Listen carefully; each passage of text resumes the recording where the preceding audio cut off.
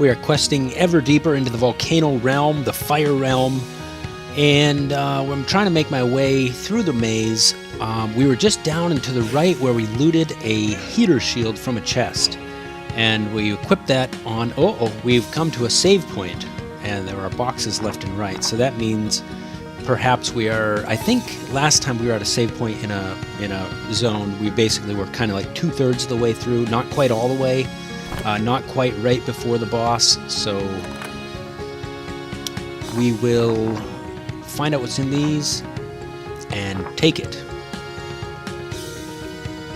Nice. All negative effects and fully restores. And here we got a tent. So if we didn't have a tent, we could use it at this save circle, and as I look at my characters, we're okay, we're good to go. But we looted a heater shield for the Templar, and we're watching some interesting results from that. But anyway, we've got these Sunfire guys that I definitely want to charm one of them because they can do some pretty serious party damage. I think I'm going to use Aegis Aura on the Templar because he's going to do a lot of blocking, and I can see they have a lot of turns coming up, so maybe I can keep his health up pretty high. Nice. My charmed one attacked the other one, and sure enough, and look at that counter-strike, that counter-attack. Really awesome. Now he's getting in multiple attacks on lots of them.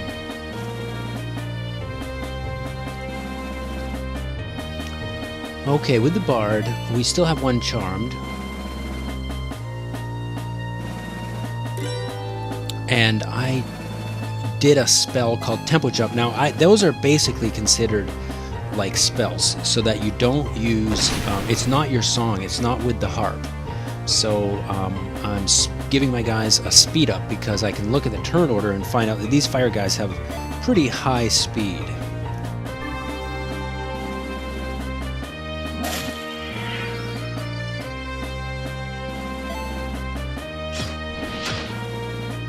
Oh man, they debuffed my attack, and it looks like by about half.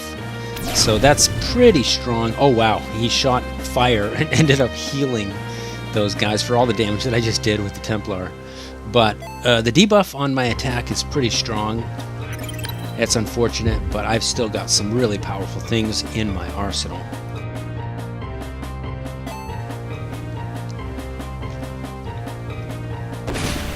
I'm getting a lot more use out of this leg shot. I like to paralyze those guys, kind of the way I was using Charm before to take one out of the fight. So now I've got 3 guys that cannot fight me. And that's really great, obviously. Now, it wears off fairly quickly, as you just saw. And a Solar Spar, exhausted, and oh man, I do not like mana drains, and that's what those guys do. Thankfully, he mana drained the enemy, and I'm not sure if the enemies have an actual mana stat. They definitely have a health stat, so I don't know if they could get drained enough that they can't use magic abilities on you, or if they just have sort of an unlimited... It's an automatic, they can use it if they randomly choose to. But anyway, that's what they did, they mana drained on him.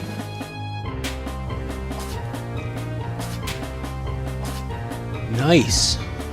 Go Bard! He's doing a good job.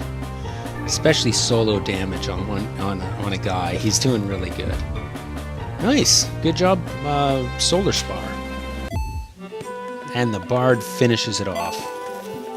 His turn was up again quick, so that's always nice. And it's the payoff of putting points into that agility. So if you're playing through it, don't neglect that. You're going to want it, otherwise you'll find out you have no turns, the enemy has all the turns. You'll end up in situations where you can't really do anything because you just get nuked down so quickly. I'm going to open up with a Prism. And that did really good damage. And now they exhausted me. Okay, that's, like I was saying, I do not like that one bit. I want my MP. My MP is precious to me. And I just realized what's happening. The Templar is recovering MP with his attack. So he just scooped up another 10 from one of those guys with, I can't remember, I think it's on his Ono. And my Mystic just died from a very powerful attack. So we'll start freezing some of these guys. Man, he's doing good damage, really good for counterattacks, and his MP is actually like rebuilding. I need to get that equipped. Well, it's pretty good equipped on him. Okay, this looks bad. We've all got a burning effect on us, and I have desperately got to get rid of some of their turns. I'm trying to figure out which one goes next, and I picked the wrong one. Oh boy. Debuffing attack power, that's fine. And the Templar dodge and counters for 1500 damage. That's a pretty good result. And our poor Mystic is back on her feet. And the Marksman is getting her heal, but she's also, the burn is hurting her pretty badly. And I've noticed something interesting with the Templar. I think that Heater Shield has an interesting effect because as he takes heat damage, it's actually healing him. And that has to be the Heater Shield. I can't think of anything else that it would be, giving him that 100 heat resist, but it didn't specifically say it would do something like that, but that's got to be what it is. So that's really good. It's working in reverse if you have heat items equipped on your guys. Alright, Revivify. We'll get the Mystic's health back in order, and the other problem is, though, I really need to cleanse my whole team. We need to get all these effects cleansed off of them. So I'm going to try. Well, the only problem with what I just did, I did that to heal, and the problem is I decharmed the Solar Spar. And we got this whole huge stack of things happening.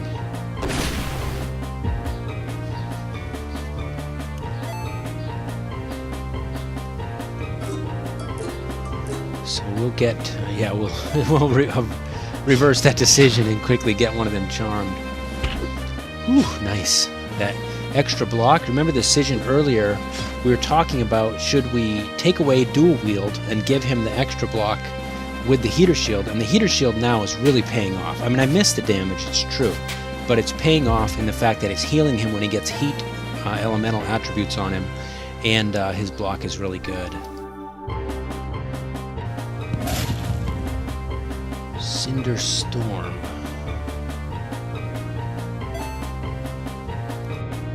That basically had an effect on the enemies, so they're not going to... Well, they'll probably heal now that they Cinder Storm themselves because they're fire creatures. But I'm going to try to paralyze one of them again, or just straight up kill them. And the Mystic with the final knife just takes him out. Whew, okay, well, we need to recover from that. We had a party member die, and we had a bunch of damage taken to all of our guys, but we're coming back, and thank goodness for that huge amount of mana points that our Mystic now has from the Power Glove. Awesome, awesome upgrade. If you missed that item, you're going to be playing this area a lot differently, so make sure to stop in at Cinderton and don't skip the shop.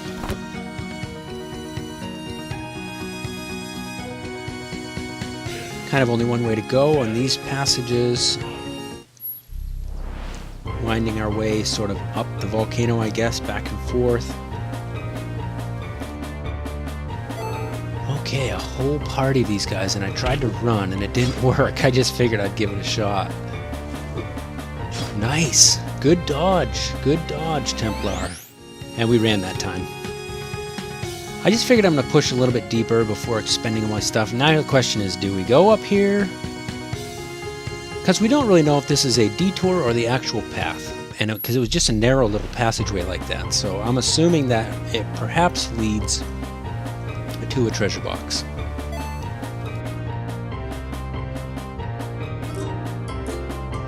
Nice. That's a great effect with Lullaby. I'll happily fight this battle now that 4 of them are sleeping.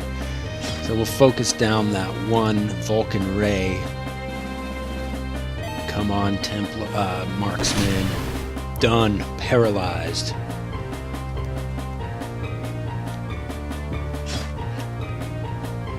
And I keep slowly slurping back up some mana points for my Templar.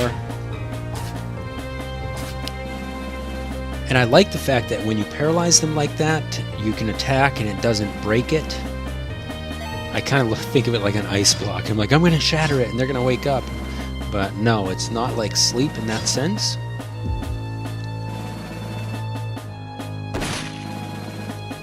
Okay, we'll start working on these. I forgot what they're called. Start working on them anyway. Fadeling. Yeah, I was trying to remember some kind of ghost kind of a thing. So, Fadelings.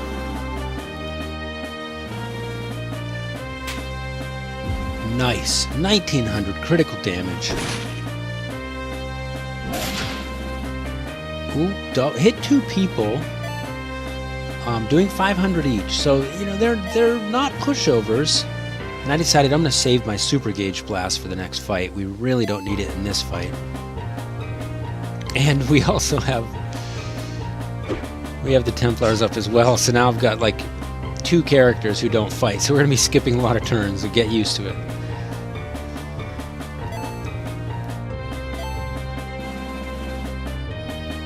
But the Bard, the good old Bard, he's a solid damage dealer and he'll take care of this battle for us. It's just a little funny fighting with one guy. He's still singing Lullaby too. It's too bad because I wish I could have him singing that song that heals my party members 10%. But you can only sing one at a time, so if you want him sleeping, that's what you gotta do.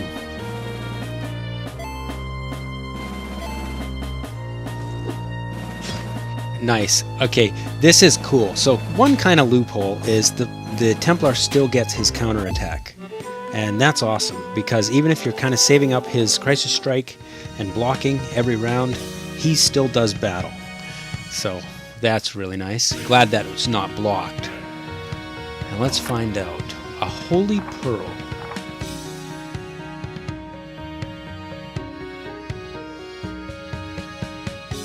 Plus 50 Dark Resist. You know, is that better or the Pinwheel better? Let's go with the Holy Pearl. I mean, because if they're giving it to you here, it must be useful here. That's what I'm kind of thinking. So, I guess I don't really know the numbers of how useful that really is, though. When you have other things being calculated, like, you know, +1 and +2, you know, you level up, you get +3, and then you see something that's like +50 to a resistance. You're like, huh. You know, what scale is that operating on? It's kind of hard to know.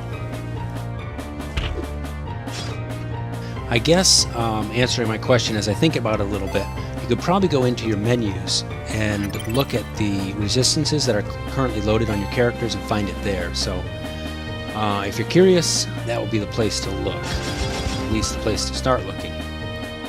Now this is one of those deadly parties that I had skipped and run from earlier. But this time we've got a whole bunch of stuff loaded, so we're going to go ahead and use it all on them. Between the Super Gauge Blast and the Crusader's Call,